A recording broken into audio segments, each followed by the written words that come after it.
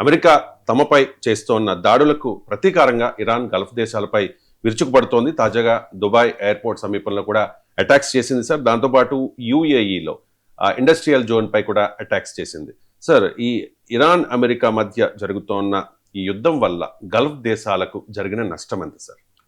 అంటే గల్ఫ్ దేశాలకు ఒక రకంగా ప్రత్యక్షంగా నష్టం. అమెరికా కంటే కేవలం డిఫెన్స్ స్పెండింగ్, మిలిటరీ స్పెండింగ్, కానీ ప్రత్యక్షంగా అమెరికాకు నష్టం లేదు. అమెరికా ఇది దగ్గరలో లేదు కనుక.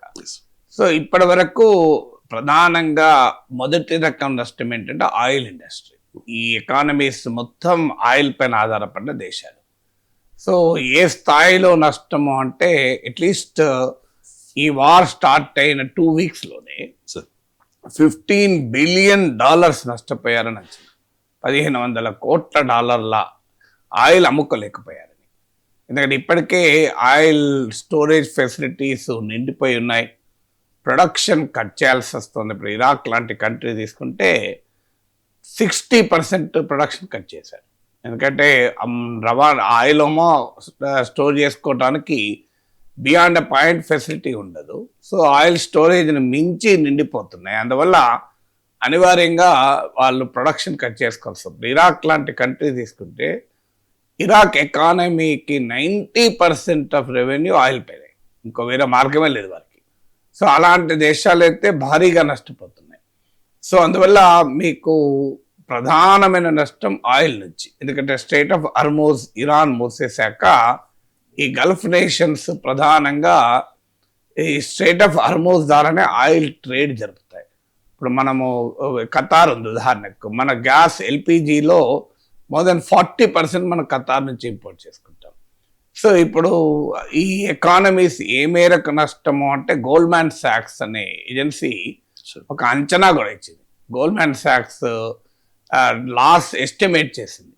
సో దీని ఫలితంగా మీకు ఖతార్ అండ్ కువైట్ అయితే తమ జీడిపిలో 14% నెగిటివ్కి వెళ్ళిపోతుందని. సో 14% జీడిపి ఎగిరిపోతుంది అని. సో మీకు ఈవెన్ సౌదీ అరేబియా కూడా 3% కోల్పోతుంది జీడిపిని. యునైటెడ్ అరబ్ ఎమిరేట్స్ 5% కోల్పోతుందని. ఎందుకు ఈ దేశాలు రిలేటివ్లీ తక్కువ నష్టం పోతున్నాయంటే వీళ్ళకు ఆయిల్ ఎనర్జీ సప్లైకు ఆల్టర్నేట్ ఇన్ఫ్రాస్ట్రక్చర్ ఉంది. మీకు ఖతార్ కువైట్లతో పోలిస్తే Saudi Arabia, United Arab Emirates reroute చేయడానికి, అంటే ఇప్పుడు war affected strait of Hormuz నుంచి కాకుండా రీరూట్ చేసుకోవటానికి అవసరమైన ఇన్ఫ్రాస్ట్రక్చర్ ఉండడం వల్ల రిలేటివ్లీ కాస్త తక్కువ నష్టపోతున్నాయి.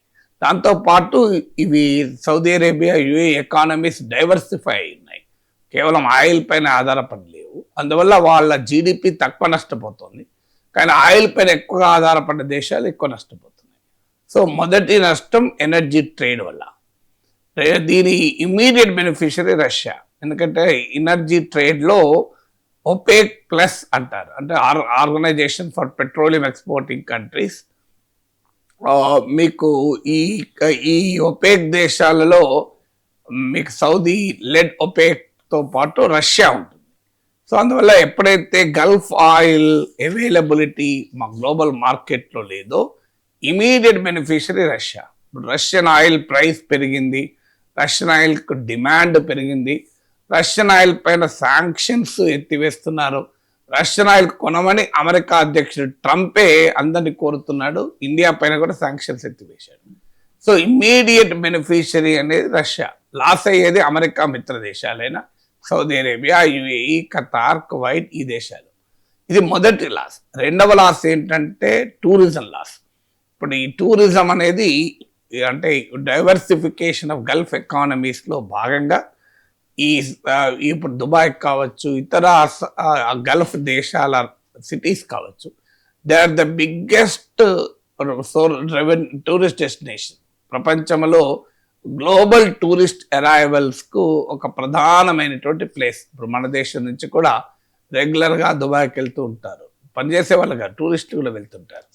ఎందుకంటే వరల్డ్స్ రిచ్ అండ్ మైటీకి ఒక విలాసవంతమైన జీవితానికి కావలసిన సదుపాయాలని, సౌకర్యాలని ఈ దేశాలు పెట్టుకున్నాయి. సో ఇక్కడ ఏమైనా కొనుక్కున్న ట్యాక్స్ ఫ్రీ, మీకు అందుకే ఇక్కడ పెద్ద పెద్ద స్పోర్ట్స్ కంటెస్ట్లు కూడా కండక్ట్ చేస్తుంటారు.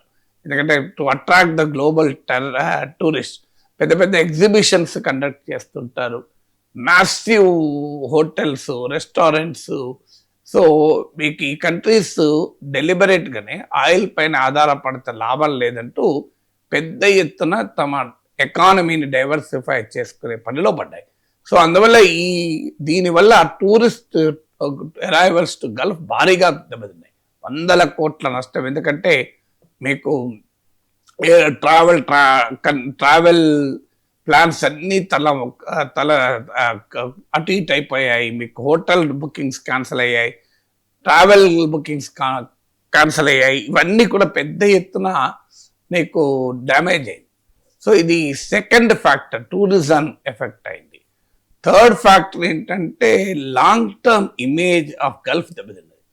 సో ఇప్పటి వరకు గల్ఫ్ దేశాలకు ఉన్నటువంటి ప్రత్యేకత ఏంటి అంటే, so these are all world టూరిస్టులను ఎందుకు అట్రాక్ట్ చేశాయి, వరల్డ్ పెట్టుబడులు ఎందుకు అట్రాక్ట్ చేశాయి, ప్రపంచంలో ఉన్న సంపన్న వర్గం ఆస్తులు ఎందుకు ఉన్నాయి. ఇప్పుడు లేటెస్ట్గా రిపోర్ట్ వచ్చింది, Indians buying homes in Dubai తగ్గిపోతుంది అని.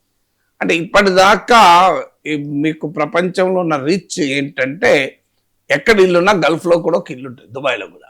సో ఆ దుబాయ్లో ఒక విలా కొనేసుకుంటారు. సో దుబాయ్ ఇది నియర్ కనుక వస్తుంటారు, పోతుంటారు. మీకు వేల విమానాలు ఈ ప్రాంతం నుంచి వెళ్తూ ఉంటాయి.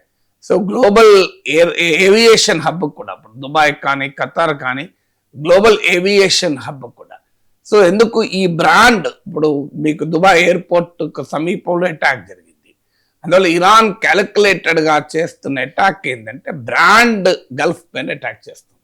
అంటే వాటిని టూరిస్ట్ డెస్టినేషన్గా, ఇన్వెస్ట్మెంట్ డెస్టినేషన్గా, గ్లోబల్ ఏవియేషన్ హబ్గా, సో ఒక సేఫ్ అండ్ సెక్యూర్ ప్లేస్గా, క్రైమ్ ఉండదు, ప్రశాంతంగా ఉండవచ్చు అనేటువంటి ప్రాంతంని భయకంపితం చేసేస్తుంది. సో ఆ ఫియర్ సైకాసిస్ ఏదైతే క్రియేట్ చేస్తుందో అది బిజినెస్ బ్రాండ్ పైన తీవ్రమైన దెబ్బతీస్తుంది. ఇది లాంగ్ టర్మ్ ఇంపాక్ట్ ఉంటుంది. మూడవది. నాలుగవది ఏంటంటే ఇరాన్ జరుపుతున్న అసిమెట్రిక్ వార్ఫేర్ వల్ల భారీ ఎత్తున నష్టం ఎయిర్ డిఫెన్స్ అవుతుంది. ఇప్పుడు ఉదాహరణకు ఇరాన్ ఒక డ్రోన్ ప్రయోగిస్తుంది దుబాయ్ పైనో, సౌదీ పైనో, కువైట్ పైనో, ఖతార్ పైనో. ఆ డ్రోన్ కాస్ట్, ఇప్పుడు ఇరాన్ తయారు చేసే షహీద్ డ్రోన్స్ అని ఉంటాయి. ఇవి ఈవెన్ రష్యా వార్ అండ్ ఉక్రెయిన్లో కూడా వాడారు. Iran supplied these drones to Russia.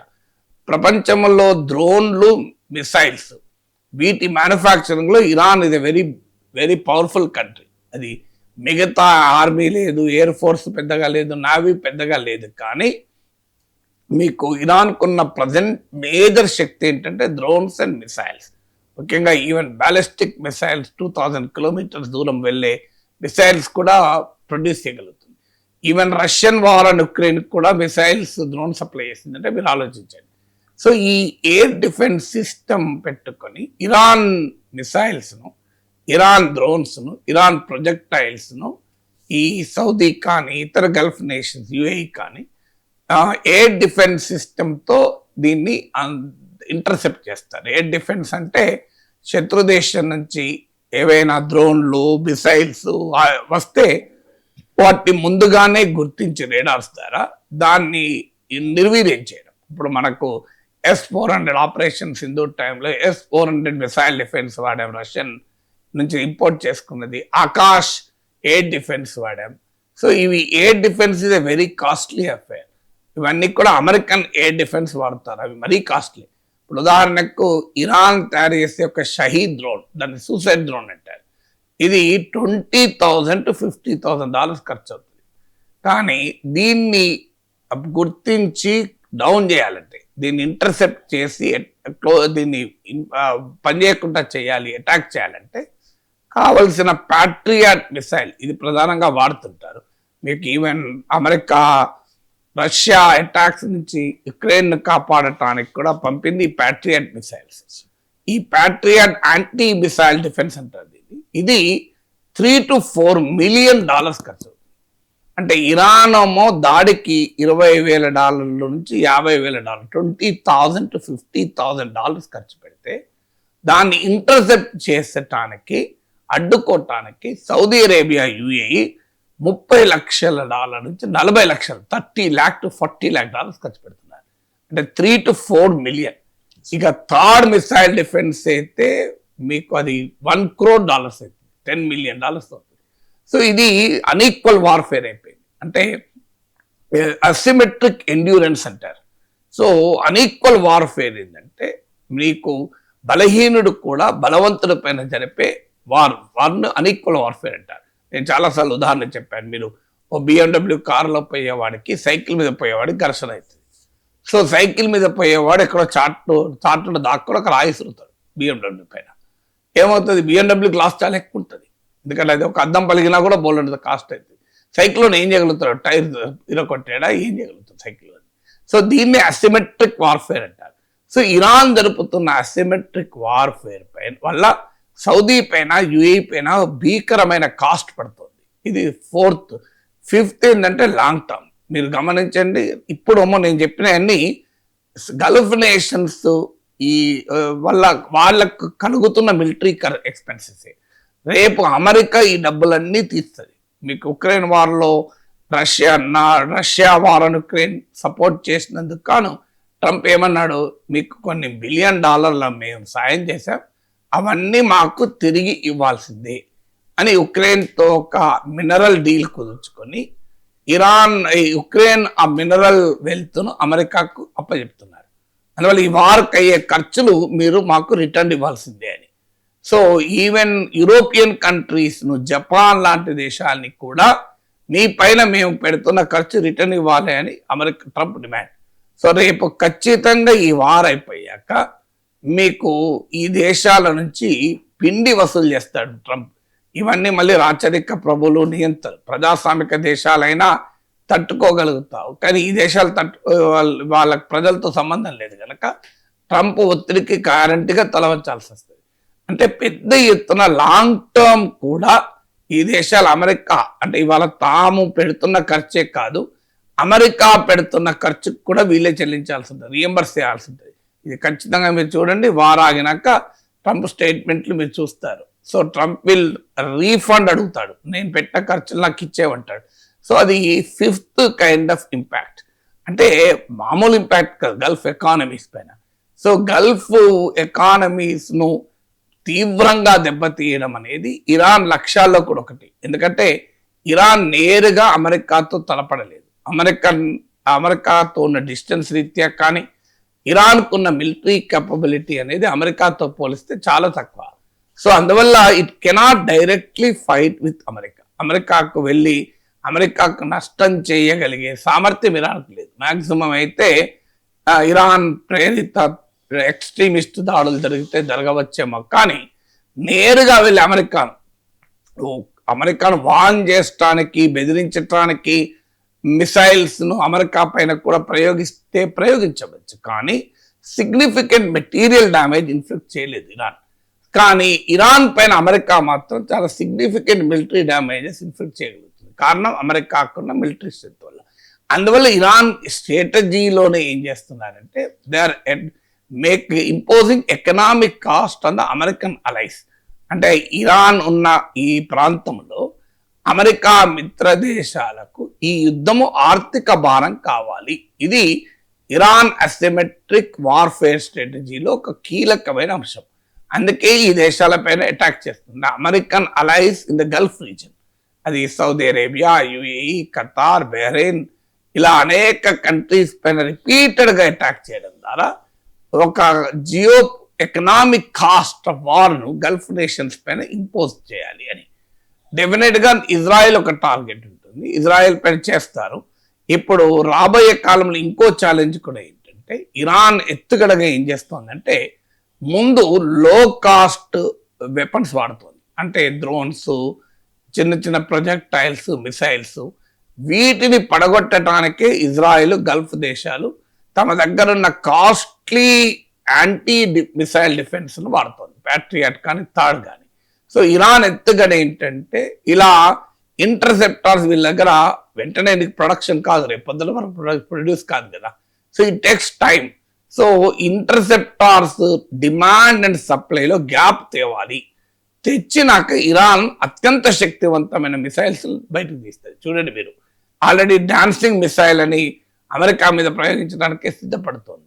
So అందువల్ల ఇరాన్ వ్యూహం ఏంటంటే లో కాస్ట్ వెపన్స్ ముందు వాడి ఇజ్రాయిల్ గల్ఫ్ దేశాల ఇంటర్సెప్టార్స్ను వాడేలా కంప్లీట్ చేసి అవి ఇక సప్లై డిమాండ్ తగ్గట్టుగా లేని సమయంలో అత్యంత శక్తివంతమైన మిసైల్స్ వాడే అవకాశం ఉంది. అంటే ఇరాన్ ఇంకా అత్యంత శక్తివంతమైన మిసైల్స్ను ఉపయోగించలేదు అని అంటున్నారు. అదే జరిగితే ఇరాన్ సిగ్నిఫికెంట్గా కాస్ట్ ఇంపోజ్ చేయగలుగుతుంది. అందువల్ల ఈ వార్లో మీకు గల్ఫ్ దేశాలు డెఫినెట్గా ఒక పెద్ద విక్టిమ్, వాళ్లకు సాధించేది ఏమీ లేదు. మళ్ళీ ఈ వార్ వల్ల అమెరికాకు పెద్ద నష్టమే ఉండదు. ఏమనంటే కాస్త ఎకనామిక్ కాస్ట్ ఉంటుంది, వాటిని మళ్ళీ గల్ఫ్ దేశాల నుంచి అమెరికా వడ్డీతో సహా వసూలు చేస్తుంది. ఇజ్రాయెల్కు నష్టం ఏమీ లేదు, ఎందుకంటే ఇజ్రాయెల్ ఈ వార్ గెలిస్తే తమకు వెస్ట్ ఏషియాలో ఉన్న ఏకైక రెసిస్టెన్స్ అంటే ఒకే ఒక్క ప్రతిఘటన ఇరాన్ నుంచి వస్తుంది. అది న్యూట్రలైజ్ అయిపోతే ఇజ్రాయెల్కు పశ్చిమాసియా పైన తిరుగులేని ఆధిపత్యం వస్తుంది. అందువల్ల ఇజ్రాయెల్కు నష్టం లేదు. ఇక నష్టం అంతా గల్ఫ్ దేశాలకి. ఎందుకు? ఇవి వారు ఇంత కష్టపడి ఇరాన్ దెబ్బతీస్తే మిగిలేది ఏంటి అంటే ఇజ్రాయెల్ ప్రమాదాన్ని పెంచుకుంటారు. సో అందుకే మొదటి నుంచి గల్ఫ్ దేశాలు వారికి వ్యతిరేకం. అమెరికాను ఒప్పించే ప్రయత్నాలు కూడా చేశాయి. ఎందుకంటే ఇరాన్ ఎలిమినేట్ అయిపోతే, ఇరాన్ ఛాలెంజ్ ఎలిమినేట్ అయిపోతే ఇజ్రాయెల్కు ఎదురే ఉండదు. అప్పుడు ఈ అరబ్ దేశాలు, అమెరికా మిత్ర దేశాలైనా కూడా ఇజ్రాయెల్ నుంచి ప్రమాదము ఎదుర్కోక తప్పు. దానికి ఉదాహరణే ఖతార్ పైన ఇజ్రాయెల్ జరిపిన అటాక్. సో మీకు ఖతార్లో హమస్ ప్రతినిధులు చర్చలకు వస్తే ఇజ్రాయెల్ ఏకంగా ఖతార్ పైన అటాక్ చేస్తుంది. అమెరికన్ మిలిటరీ బేస్ ఉన్న కంట్రీ, అమెరికాకు అత్యంత సన్నిహిత మిత్ర దేశం అయినా కూడా ఖతార్ వదలే. ఆ తర్వాతే సౌదీ అరేబియా, ఈజిప్ట్ల చొరవ మేరకు 40 ఇస్లామిక్ కంట్రీస్ కూర్చొని చర్చించాయి. ఆ తర్వాతే సౌదీ అరేబియా పాకిస్తాన్తో డిఫెన్స్ అగ్రిమెంట్ కుదుర్చుకుంది. అంటే గల్ఫ్ దేశాల పరిస్థితి ఏంటి? ఇప్పుడు ఇరాన్ పైన ఇరాన్ దాడులను ఎదుర్కొంటూ ఇరాన్ను బలహీనపరుస్తూ అల్టిమేట్గా తాము బలహీనపడాలి. అంటే ఇంతకు మించిన సూసైడల్ వార్ ఉంటుందా? ఇది ఆత్మహత్య సదృశ్యం కదా. ఈ వార్లో నష్టపోవాలి, వార్ ద్వారా రిజల్ట్ వల్ల కూడా నష్టపోవాలి. అల్టిమేట్గా సాధించేది ఏమీ లేదు. ఈ వార్లో ఇరాన్ ఓడిపోతే ఇజ్రాయిల్ తిరుగులేని శక్తిగా మారుతుంది. అలా గల్ఫ్ దేశాల నష్టం. ఈ వార్లో ఇరాన్ గనక బతికి బట్టగలిగి మనుగడ సాధించగలిగితే ఇరాన్ నుంచి వీరికి పర్మనెంట్ ఛాలెంజ్ ఉంటుంది. ఏ రకంగా చూసినా గల్ఫ్ దేశాలు are the complete loose situation. అమెరికాకి ఇది విన్ విన్ సిచ్యువేషన్, ఇజ్రాయెల్కు అవకాశం ఉంది విన్ సిచ్యువేషన్. నష్టపోయేది మాత్రం పూర్తిగా గల్ఫ్ దేశాలు, independent and irrespective of the war outcome. ఈ యుద్ధ అవుట్కమ్ ఎలా ఉన్నా గల్ఫ్ దేశాలకు నష్టమే.